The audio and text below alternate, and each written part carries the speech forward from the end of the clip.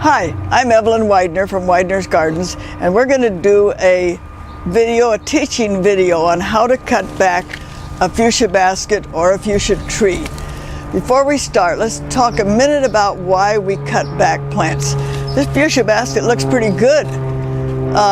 So the temptation is to say, I don't need to cut it back.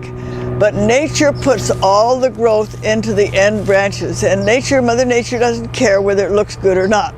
So if we don't cut this back now in the wintertime here in Southern California, by next spring and summer, it's going to have long, bare arms like this with growth out here and some flowers here. But this is going to look ugly. So it's sort of like you going to the hairdresser and getting a haircut. It really is a little scary, and sometimes you come back looking a little different, but it's going to be all for the best. Not every fuchsia will come through, and so once in a while they die. Hey folks, that's life. So first we do what I call a rough cut, and then you can see the inside and see why we need to cut it back. This is what I call quick and dirty. You're just going to take everything and cut it back halfway. It doesn't matter where you touch it. Just we want to be able to see the inside of the fuchsia and have a clear field. All this stuff. By the way, these are all nice cuttings here.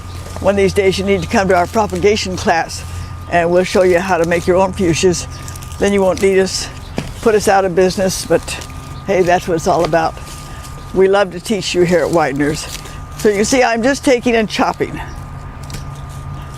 No need to worry about it. All this is going to come off because we want to be able to see what we're doing. And we need to get down here into where the dead growth is. Take all that, throw it away. Whoosh, like that. No problem. Okay, can you see now why we need to cut this back? See that dead wood, that brown stuff in there? Right in here? Okay, that's what we're going to cut back to. And it's a little scary. Fuchsia baskets come several different kinds. Some bloom only in the spring, summer, fall. That's this one. You see no flower buds on here. There's others we'll show you later that are what we call day length neutral. It's a little teaching moment here for you. Day length neutral means that here, at least in Southern California, they can bloom all year long, and they do.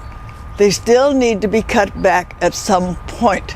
And I'm going to show you a tree fuchsia later on that I cut back about 3 months ago, and it looks just beautiful now. And if Ollie will let me, I'll sacrifice another one and cut it back for you. He may not let me. Well, we'll see. Oliver's our grower. And so, but we'll see.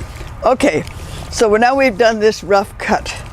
Now we want to go in there and we're going to cut some more because we want to be able to get there and get all those dead branches cut back. So we're going to go, I like this other clipper better. So this is where you're going to spend a little bit more time. We want to go back just to the edge of the pot about. So we're going to take some more off here. Fuchsia's not complaining. Fuchsia's not saying ouch. It's just doing just what it's supposed to do. Here in Southern California today, it's December. You can cut your fuchsia back in November, December, or January. And this happens to be a chilly day, so it's not very sunny, but it's a good day to get out there in the garden and get some work done. Okay, so we're going to take off. We want all these leaves gone. Like that, so just take everything out. Now we've got a bunch of dead leaves and trash there in the center. Can you see that? All that center stuff has to come out. So we just take our hands and take all that out. Clean it out like this. And we've got a lot of leftover little twiggy branches. We want our fuchsia to end up with lots and lots of branches, and we'll show you one that's perfect in a few minutes. But in order to do that, we need to get some of these little extra things down. So take a good hard look, and we're going to cut this one like that. Oh, let's take off the end here. Take off that little twiggy branch there, and that one. There's a nice one there. We want these little ones to come out. So all the little things are going to come out. And you know, you can't really hurt it. If you make a mistake, it's not the end of the world. So this is sort of practicing. We want all the little stuff, the stuff that's crossing over.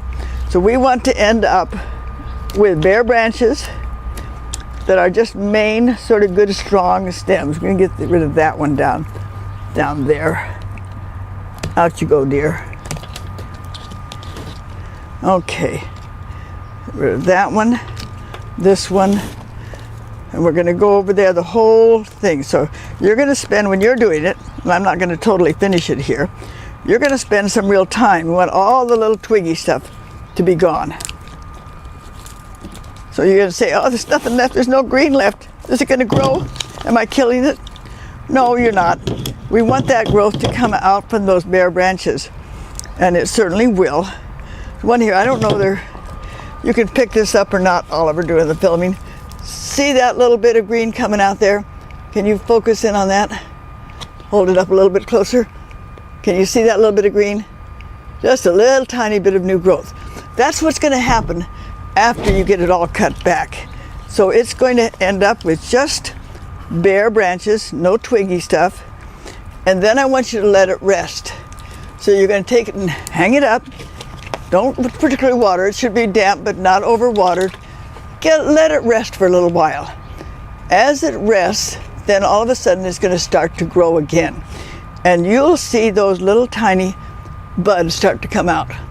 When you see them coming out of the bare wood, then your fuchsia knows it's spring, and you know it's spring, and it's time to start to grow.